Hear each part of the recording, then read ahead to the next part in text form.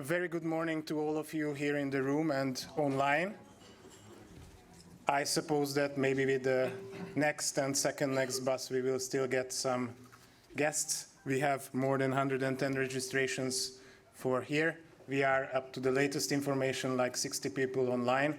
So when thinking back last evening when we started with my team, Ruxandra, Charlotte, Christian and Herfried around February, March, the first discussions we said 40, 50 people, let's order catering for 60, but then we will be around 100 people here and quite more online. So first of all, huge thanks for all of you coming here, making it to Vienna. We arranged the best weather for you, what we could.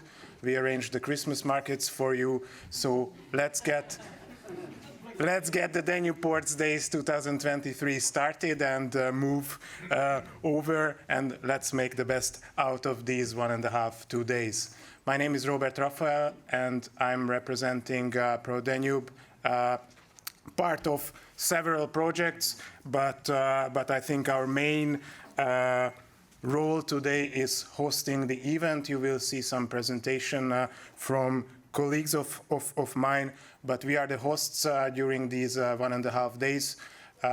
So please feel free to come to me or Christian or Charlotte if you have any problems, and I would already, or questions, and I would already dare to say huge thanks to the teams of Ecoris and also the team of Bernhard already making the techniques, and that we can make such a huge room filled and so many participants online. My only role today is to set the scene and guide you through the main parts. Main parts meaning the agenda.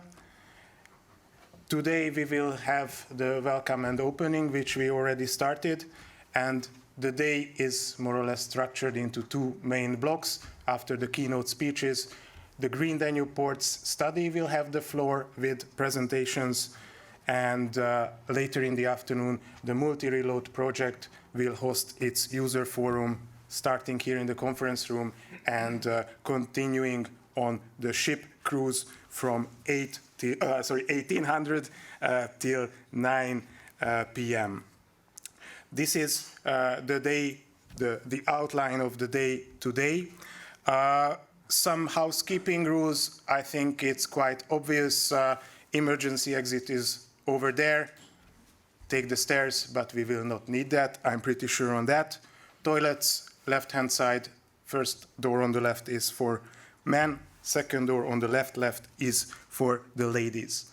There were some questions if the ones arriving by car can leave the cars during night in the parking lot. Yes, you can. There will be a sign on your cars put out, and it's going to be there at the same place tomorrow in the morning. Also, a technical issue which I just learned, that the coat hanger outside broke. So if you don't find your coat hanger outside, which is the case by now, I can see it's all inside here. Sorry for that, but I think that's not going to be a problem. But I think all of you already know, please mute or at least put mobile phones into the silent mode. And being a hybrid event, please also respect that there might be some delays, a second or two with the online participants when they get the floor, or when some of them will present online. For the online participants, we should announce that you have the chance to have the streaming all the day today and tomorrow, but unfortunately you will be missing the party in the evening. Chat box is available for the online colleagues to ask questions or put comments, and we are monitoring that all along the 2 days. Well, I think my time is almost over. We should also say to my co-moderator colleagues that we will be very strict on the timing, because we need to make it to lunch, we need to make it to the coffee break, and most important is that we will need to make it to the vessel, otherwise we will miss the party. When it comes to the vessel, we decided that weather is unexpected, but we did our best. There will be a bus waiting for us downstairs in front of the exit of the ThinkPort building. A bus will take us in as many rounds, but let's try not to have more than three runs to the vessel, and then no one needs to bother with the weather, with the umbrella, and we all find our way. The vessel will be there, colleagues will prepare it, and we will end the ship cruise at 9 o'clock downtown at the Schwedenplatz in the inner city of Vienna. Well, my content-wise welcome and opening, I think it's quite easy. It speaks for itself. We are having a series of events. Danube Ports Days started in 2018, if I remember correctly. Some of you were already there. Started in the frame of the DAPhNE project, which was Interreg co-funded. Then we took it up in the DIONYSUS project, which was also Interreg co-funded. Unfortunately, there all three happened online. And today, after so many years, we are back to at least hybrid. So it's a great pleasure for us to continue this habit, this series in the frame of the Green Inland Ports study project, and teaming up with the multi-reload and the synergetics projects from the Horizon Europe program.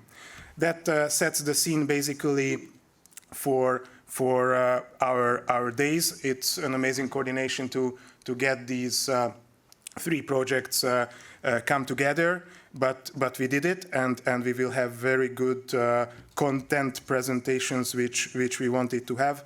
Danube Ports Days were always for expert discussions, knowledge exchange, and updating. The curiosity or the a plus will be that tomorrow with the synergetics we will also have an eye on modernizing the fleet, but obviously every vessel comes at a moment in time into a port, so that fits perfectly to our scope. Without further ado, I would like to continue with announcing some keynote speeches, which were supposed to be, but last minute changes that it's only going to be one keynote speech, a video message, as foreseen from MEP Marinescu. You might know he was one of the father behind setting such a project. I think back then he wanted to have it for the Danube. We are here, but the project now itself has a more wider range. I think that's also very good. And he was not able to join us, but he has provided us a video message, and I would like to ask the technical team to play the video message. Dear friends, thank you very much for the invitation. I am very sorry that I cannot be in person to your meeting, but I am very glad that I have this opportunity to send this message. I am glad to hear that DG Move is finally working on a pilot project on development of inland ports, and I am sure that you will have very useful discussions about the findings of this study. It would have been better earlier. The Commission should have done such a research before sending to the Parliament the Fit for 55 package. It is not efficient to search for solutions after the rules have already been voted. The members of the TRAN committee foreseen the difficulties raised by greening the inland waterways transport. In 2021, we adopted a report on our own initiative and towards future-proof inland waterways transport in Europe. In this report, we drew attention that the energy transition and climate neutral for inland waterway would generate a funding gap of almost 10 billion euro. Connecting Europe Facility, Horizon Europe, the European Structural and Investment Funds, the Cohesion Fund, the Recovery and Resilience Facility should be used to complete the TNT core and comprehensive network and for the development of sustainable alternative fuels and alternative propulsion systems. I was the rapporteur for CEF 2021-2027, and I can assure you that in CEF, the development of inland ports are among the eligible actions, and the co-financing rates are increased to 50% for actions supporting inland waterways. But it's not all about funding. In order to be efficient, there is a need for harmonization, standardization, and interoperability of inland waters transport. I really wish and I consider it important to establish a digital and integrated management system for inland water transport. As I always said, when searching for solutions, we have to find the right balance between decarbonization and competitiveness. It is not an easy task, and I therefore wish you a lot of success. Thank you very much.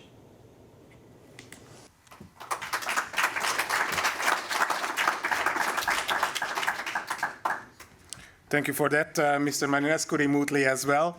And we have foreseen also a message, or actually the participation, but it's not possible, of MEP Barbara Thaler from Austria, who is the rapporteur for the 10T topics, but due to unforeseen private reasons, she needed to cancel. So we can mention that up to our latest knowledge, the 10T revision is in its final steps.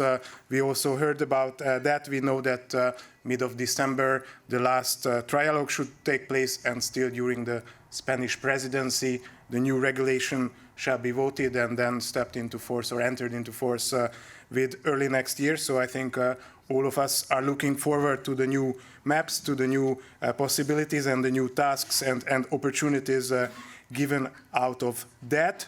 And I think it's does not need to mention that DG Move is going to be then the steering wheel for us, as in the past years, in the future as well, with the new 10T and the new CEF regulations, Connecting Europe Facility regulations.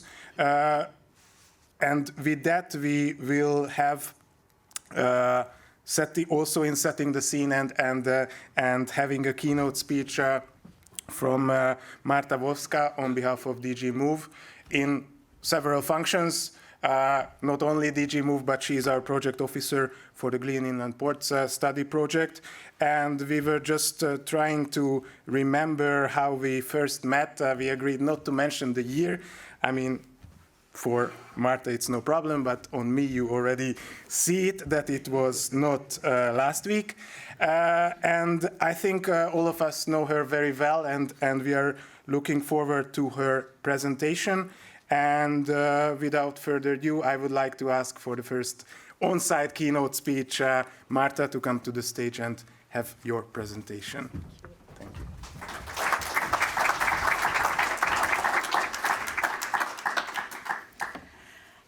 Thank you, Robert. Good morning to everybody. I'm really happy to be here again. I don't remember the last time I've been here, but it was obviously before COVID, and Vienna was always, you know, in the area of my interest, especially in terms of inland waterways. Thank you, Port of Vienna, for hosting us here. And of course, thank you, the whole team, especially Pro Danube, for organizing this event.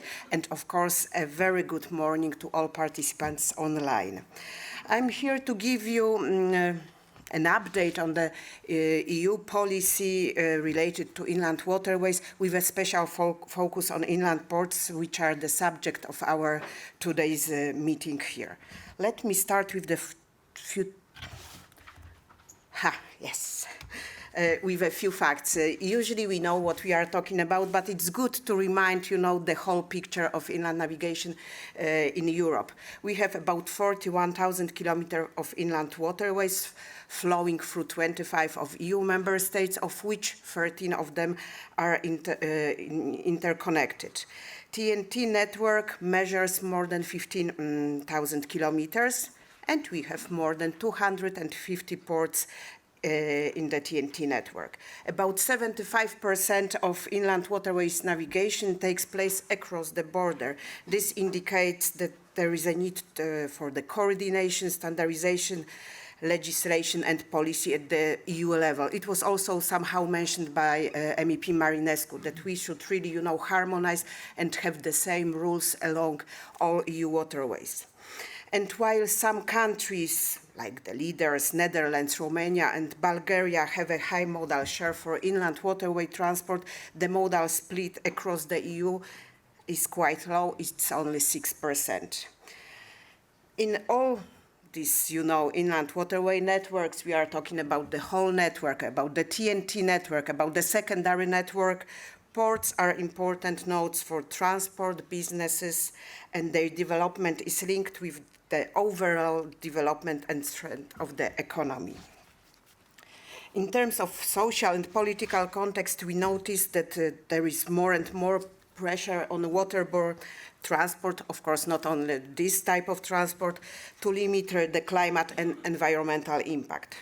Of course, we start with the Paris Climate Agreement, but it's better, let's say, look to more at the EU level document. So there is a Green Deal expressing important climate and environmental ambitions, want to have all sectors to contribute to the climate neutral Europe objective by 2050. To get there, the European Green called for key action to shift a substantial part of the freight transported by road to inland navigation and rail, namely through measures to increase the capacity of inland waterways. The Sustainable and Smart Mobility Strategy, adopted in 2020, indicated that inland waterway transport and short sea shipping should increase by 25% by 2030 and by 50% by 2050. It's a really challenge for us. However, despite the efforts by the inland waterway sector, by our sector, to modernize operations, the overall modal share, as I mentioned, has not desired growth in recent years. Just to remind, it's just the 6% of the total modal share. We felt that strong additional action was needed to address challenges that prevent the sector from attracting more freight, more volumes.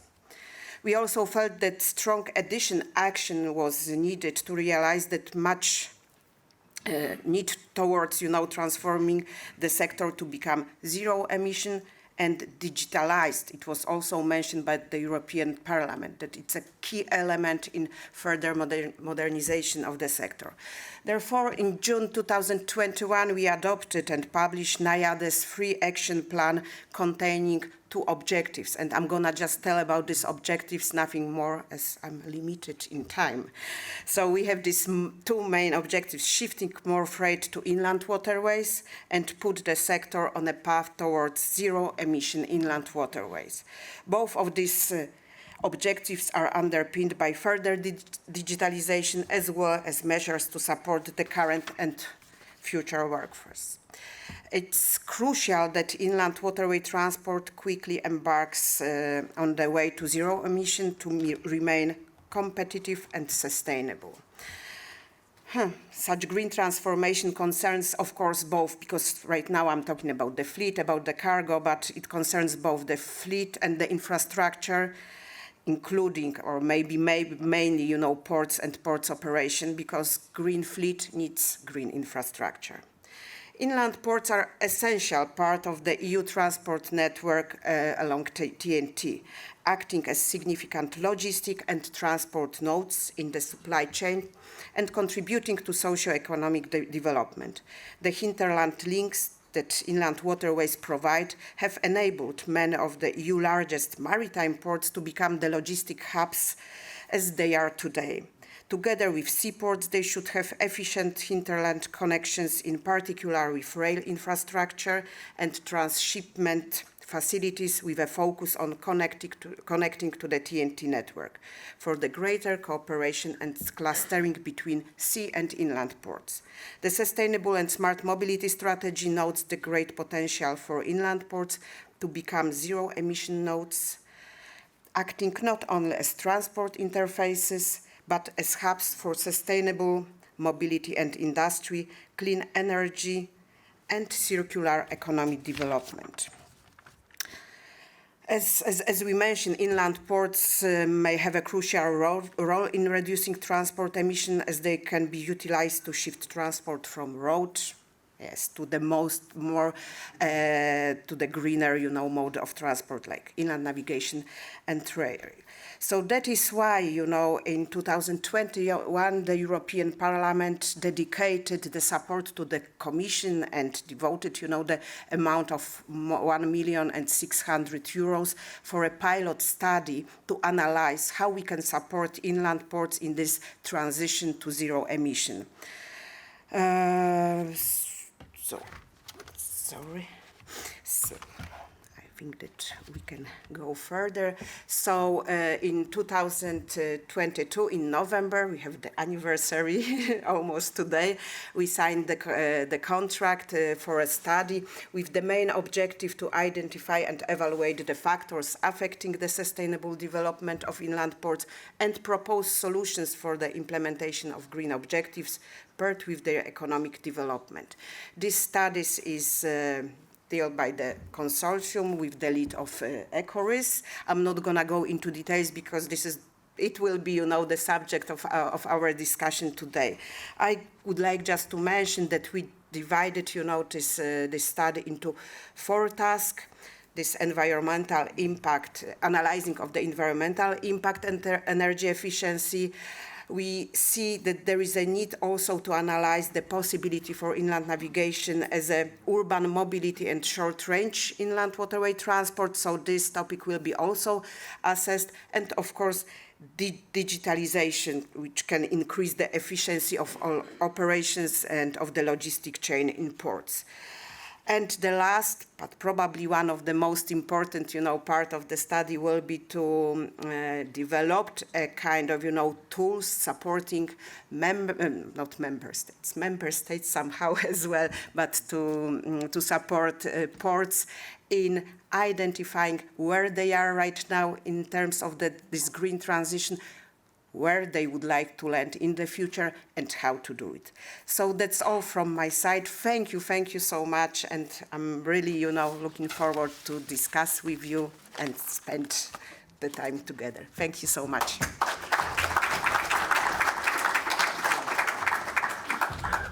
If you could stay one more sentence or one more second, we would like to thank you for your presentation and coming with a special Austrian gift. Thank you very much for guiding us through the project and in the near future as well. And you have said several elements concerning digitalization, concerning greening, concerning infrastructure. I think this all comes very good together in the Port of Vienna. And when talking about more volumes and innovation, we could hardly get a better spot than the Think Port, which is kind of an innovation hub for such events and also such brainstormings. We do it quite often here. So here again, a big thanks to the team of Think Port, Peter and Henrike, for providing us the vicinity and the ideas, and of course all the organizational support in the past weeks. But it's not only that for Vienna and not only that for the Port of Vienna as such. In the project we need to also investigate, and I think also not in the project, but in the larger frame, we need to investigate social impacts and how about ports which are downtown, how about ports which are influencing the lives of inhabitants. So whom better we could get for another keynote speech on behalf of the city of Vienna than our colleague Sarah Bittner-Krautzak, who also has national and international experience, local and regional experience. She is currently with the city of Vienna, but also used to be in the ministry, overseeing national or federal issues in the field of logistics, in the field of mobility, with always having an eye on innovation. I think without further ado, I can just ask Sarah to come to the stage and hold her presentation. Thank you. Yeah, thank you very much for this very nice introduction. I'm very happy to be invited here to give you a short overview of the city of Vienna's perspective. So I was asked when I was invited to this conference to give a quote, and I decided to focus or to stress the Port of Vienna as a trimodal logistics center, because this is, I think, key to have the link to environmentally friendly modes of transport like the waterways on the one hand and the rail network on the other hand. And I think this helps us not only to economically grow, but also to achieve the climate neutrality in the city of Vienna by 2040. I will come back to this objective later on. Yeah, to give first, I would start with a strategic overview. And Vienna is a growing city. 100 years ago, we had about 2 million inhabitants. And I think it was in the last month, we reached again these 2 million inhabitants. And the prognosis is still that we're still a growing city also within the next decades. Yeah. Then the next slide is about the political landscape in the city of Vienna. We have the mayor and 7 city councillors. And besides, there are also 23 districts, and they also have their political leaders. And then there are the municipal departments, and for each of the councillors, for the city councillors, there are different municipal departments. For example, urban development and planning, where I am located, we refer to the city councillor for innovation, urban planning, and mobility. Then the Port of Vienna is a company owned by the Wien Holding, which is also a company owned 100% of the city of Vienna. So this is the short overview of the political landscape and how it is linked to the Port of Vienna and the public management structure in the city of Vienna. And then let's move on to the strategic framework. We have a very long tradition in the city of Vienna in urban development plans. Currently, there is the Urban Development Plan 2025 valid. And this one has also different concepts, detailed concepts like on mobility, like the Urban Mobility Plan.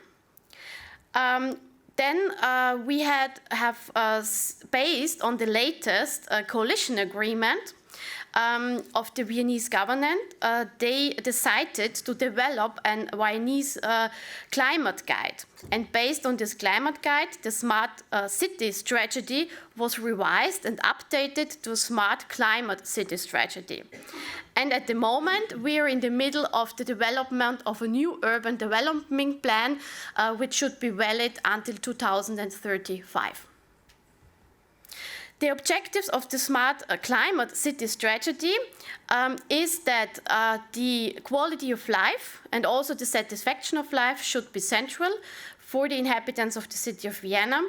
And we need to reduce our local greenhouse gas emissions per capita by 55% by 2030, and we want to achieve net zero from 2040 on. So, what are the objectives on mobility? I would like to focus on them now. In terms of commercial traffic logistics, we would achieve a CO2-free city logistics by 2030. We would like to increase the share of journeys in Vienna made by eco-friendly modes up to 85%, which means public transport, biking, walking, and also includes shared mobility options. We want to offer a mobility guarantee, which means that in Vienna you should be able to get around in Vienna without owning a car. And there is also the objective that we would like to reduce the private motor vehicle ownership to 250 vehicles per 1,000 inhabitants by 2030, and also decrease the number of parking slots available in the public space. And there is one very challenging one. Also, the other objectives are very challenging, but I think this is the most challenging one. We would like to halve the volume of traffic crossing the municipal boundaries to Lower Austria. And then we also focus on fostering the 15-minute city to have short distances and also have everything nearby so that you do not have to get around very long. And therefore, it's also important to mention that the CO2 emissions in the transport sectors should fall by 50% by 2030. The final energy consumption per capita should fall by 40% by 2030, and we need to increase the share of non-fossil vehicles by 200%, increase them by 100% by 2030. I think this is also in line with the European objectives. Yes, but now maybe one modal split chart, which is very important for us. At the moment, we are at 74% of eco-friendly modes, 35% for walking, 9% biking, 30% public transport, and we need still to improve to reach our goal 85% in 2030. Yes, as we are here at the Port of Vienna, I also would like to focus a little bit on logistics, and so I move on to this slide. At the city of Vienna, we are at the moment in the development of an sustainable urban logistics plan. It should be finalized in the first quarter next year, and then should be politically agreed afterwards. We are in a project with our neighboring region, the Lower Austria region, in a project called Sustainable Logistics 2030 Plus, and there we have not only with the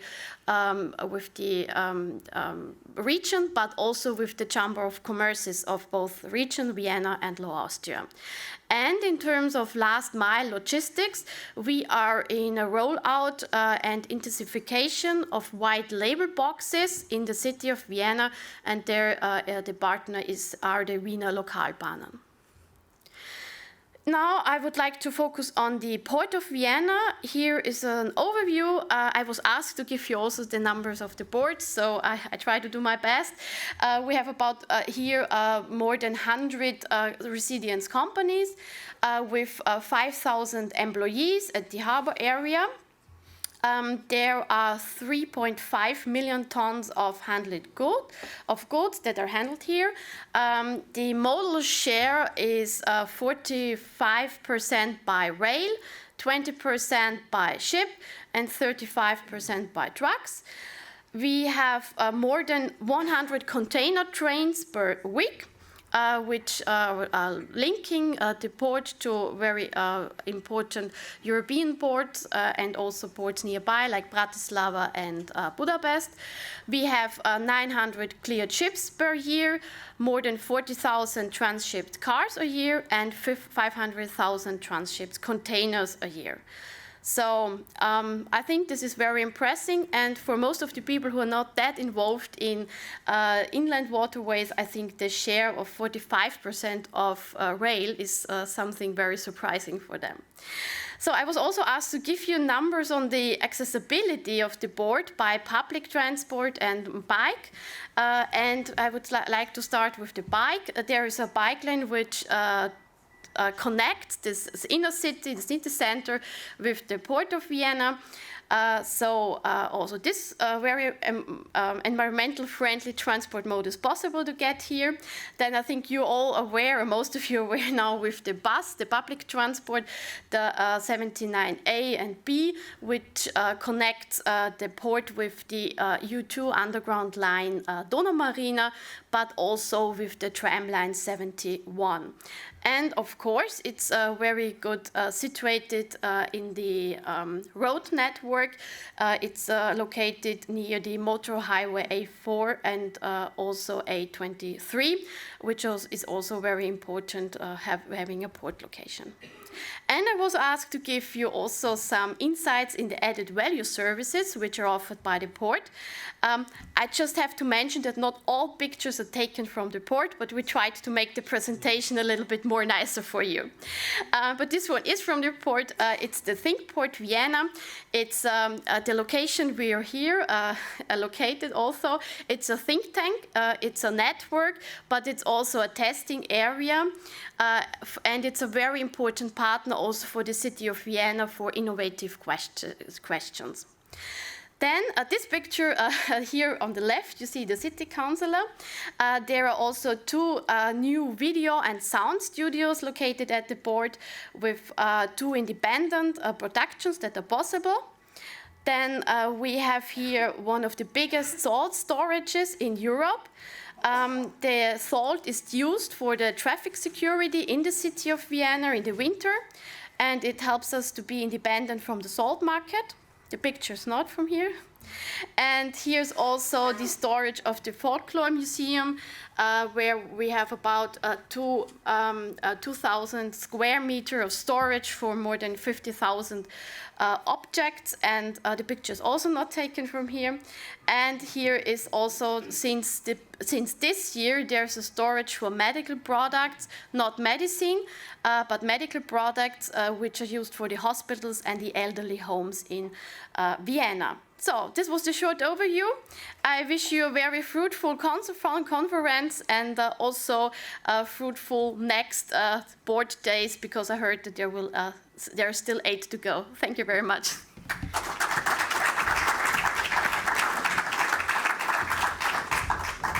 Thank you very much, Sarah, and I would also like to